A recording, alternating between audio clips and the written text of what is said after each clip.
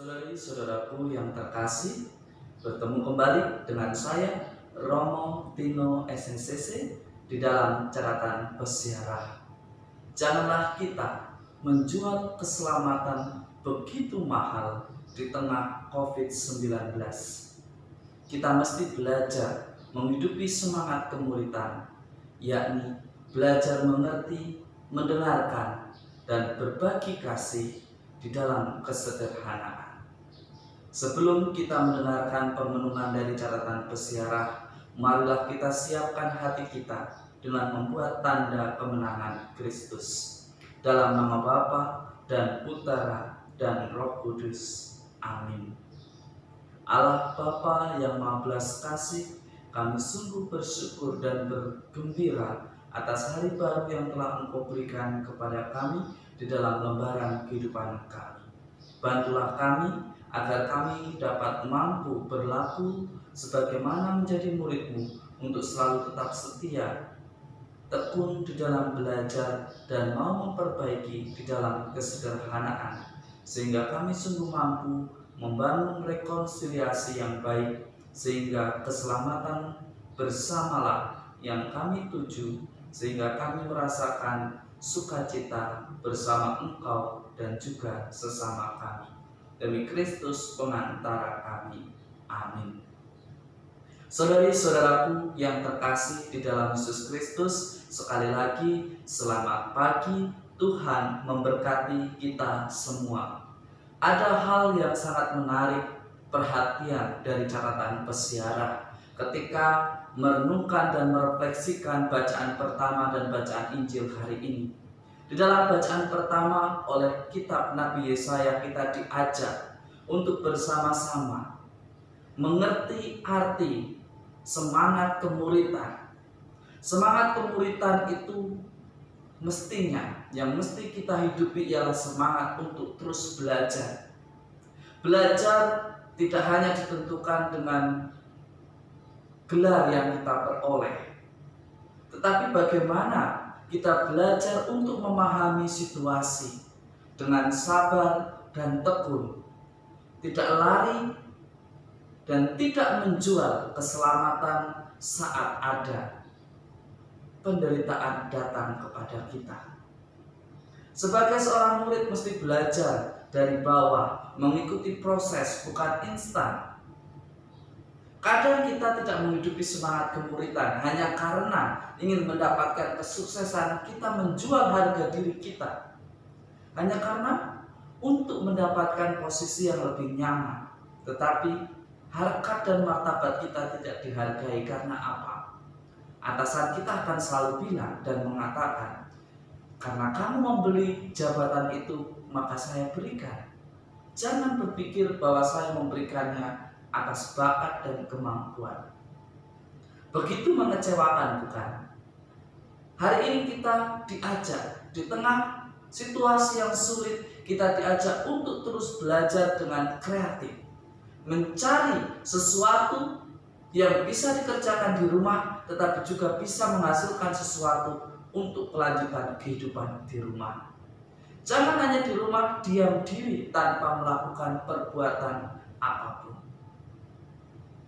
Saudari-saudaraku yang terkasih, jangan-jangan kita termasuk bagian dari kelompok Yudas Iskariot yang menjual keselamatan hanya demi mendapatkan uang 30 perak.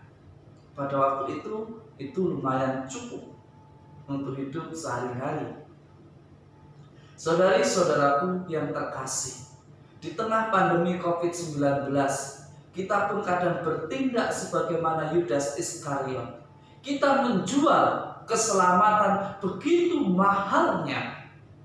Masker yang tadinya harganya 1.500 per pieces atau satu, sekarang satunya itu harga satuan sudah mencapai 10.000 bahkan 15.000, dan paling murah mungkin 5.000.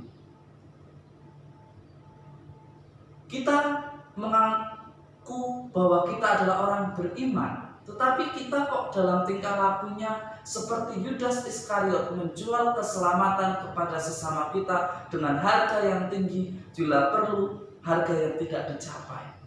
Saudari-saudaraku yang terkasih, di manakah suara hati kita? Di manakah semangat kemuridan kita yang terus belajar dengan sabar, belajar berbagi kasih, belajar berbagi cinta kepada sesama kita? Padahal dalam hal semangat gotong royong kita mestinya harus saling tolong menolong. Tetapi kok sepertinya semangat Yudas Iskariot itu semakin banyak. Banyak oknum-oknum yang mulai menimbun masker. Banyak oknum-oknum yang mulai menaikkan harga sanitizer, hand sanitizer.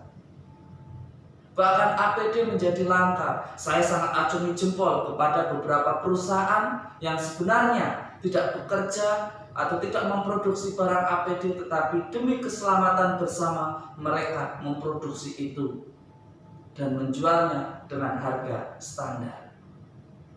Saudari-saudaraku yang terkasih, di dalam Injil Matius dengan jelas dikatakan, jangan kita menjual keselamatan demi keuntungan atau demi kita bisa menari-nari di atas penderitaan kita, di atas penderitaan sesama kita. Ini adalah sesuatu yang sederhana sebenarnya kita bisa lakukan.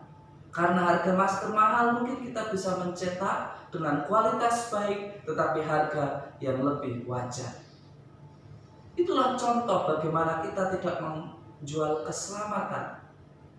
Jangan kita pulang kampung hanya karena ingin pamer ke rumah, menjual harkat dan martabat tetapi menjual keselamatan keluarga.